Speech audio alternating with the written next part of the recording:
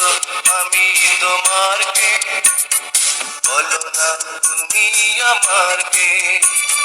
জানি না কেন যে তোমার প্রতি আমার এত টান, কেন একবার না দেখিলে তোমার বাঁচে না পরাণ।